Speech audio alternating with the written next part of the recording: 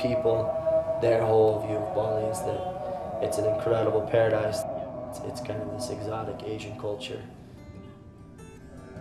If you come as a tourist, you only see what the tourist world has to offer.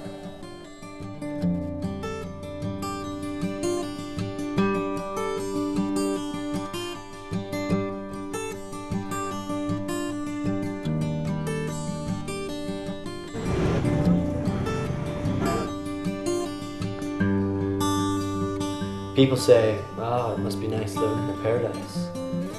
There's two worlds that exist in a very small location. On one side of things you have kings and queens, and on the other side you have little kids who are just about ready to die.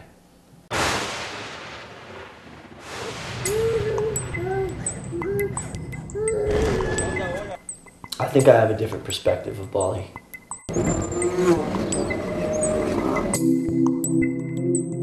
I mean, literally behind in the five-star hotels, you've got little kids that aren't educated, that are sick, that are begging for money on the streets.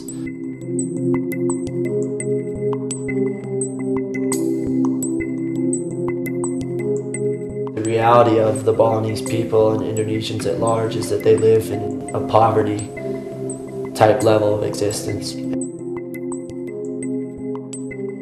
And so the reality of kids going to bed hungry, the reality of kids going to bed sick, the reality of kids going to bed without a roof over their head, that's the reality that we're involved with because we see it. That's what we work with. That's what we engage with. I remember meeting the street kids. They would come in these packs of kids. These are like 6-year-old kids that just called me every name in the book. They're barely eking out an existence. It's survival on the streets for them. You see people who are on the brink of total poverty. And so the kids have a few options. They can go to the street to beg, they can turn to prostitution, or they can turn to some sort of illegal business, which is selling drugs or being in a part of the prostitution. That's pretty much it. Those are their options. The majority of people don't even recognize that they exist. It's not right out in the open. It's not in the, it's not right there in front of you. It's in the little nooks and the crannies and the dark places that most people don't want to go because it's dirty, it's smelly, it's uncivilized. Every time I walk these alleys, I always remember those times before when I would come out late at night. It was with the prostitution and the pimps. At the end of the day, those guys didn't want to change. It was kind of like a light bulb went off in my head in the sense that I realized if somebody had reached these guys and the girls, if somebody had reached them when they were children, to mentor them and to guide them, they wouldn't be living the lives they were. Education is really the only way out for the kids. My vision is to see these kids grow, and I really love these kids and I'm committed to them. I think that's why I continually come back, because I believe in believing in those kids. I believe in seeing them changed and become whole people, healed from their pasts.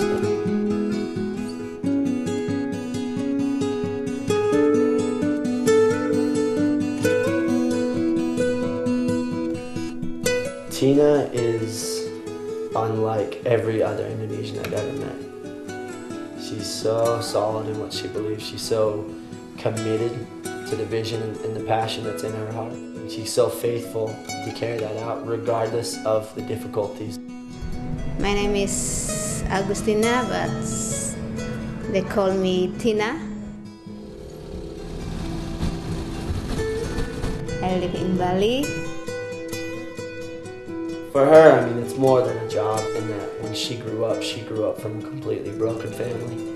And she knew all the pain of growing up on the streets, basically living by herself, no family to really connect with, no family to take care of her or protect her. Experienced all of that coming back full circle into what her life was really healed.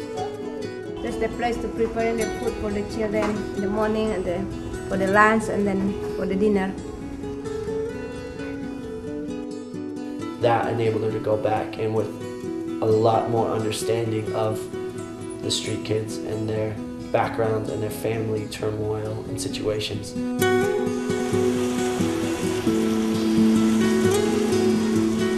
When everything falls apart, she just keeps going, keeps trucking, keeps fighting for the kids. She's so faithful in what she's been called to do. Tina's solid as a rock. In her vision, in her commitment, and her love for the kids. Tina's vision is really simple. Her vision is to see the orphanage running successfully. It's to have a school. I want to build my orphanage here and the school, if God allow it. We've always wanted to have our own medical clinic where we could treat the street kids, the families, and the parents who don't receive that kind of care. To facilitate all of that, we'd love to have our own land where we can see those dreams come about. Tina has prayed for land for many years. I just trust God. If God want me to have a land in Kuta, He will prefer, even expensive, because money is nothing in God. I just trust Him. Those are the specifics of how it lays out, but the whole vision really is just to see these kids restored, to see them given back what was either taken from them or what they never had.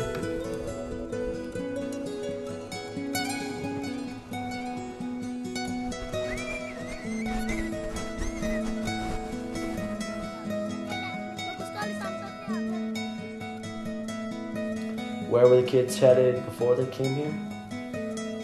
Nowhere. Just living a day-to-day existence, trying to find food, hoping to not get beaten by their parents or parent. No dreams, no plans.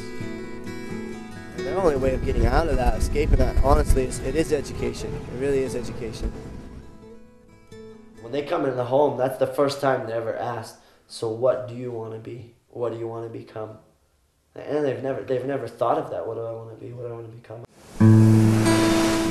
Coming from a background where they don't dream, they're not able to dream, our biggest challenge is to open up that world to them. This place really exists to raise up the new leaders of the next generation, both here in Bali and Indonesia, and even beyond that. It fosters an environment for dreams.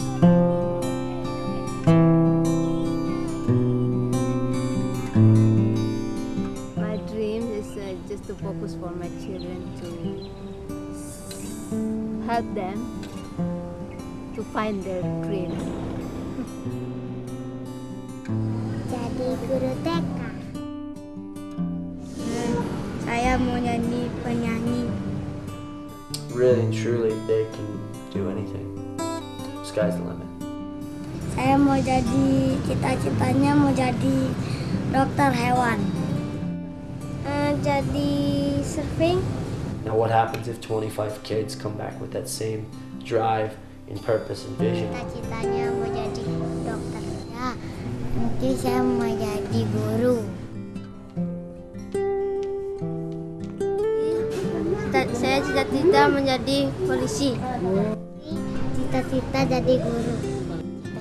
Cita-citanya jadi guru atau dokter hewan. Whether they become a doctor or they become a lawyer or they become a nurse or a pilot or the president of Indonesia, once that world's open, anything's possible. I want to the children, let them to choose their free, their dream. So no one can push them and say, oh, you can't do that, you can't do this, you must do this. No, but let them choose what they want to be. Like a bird is free and they can be whatever they want to be. It just needs people to come alongside and say, you know what, I believe in you, and you can be whatever you want to be.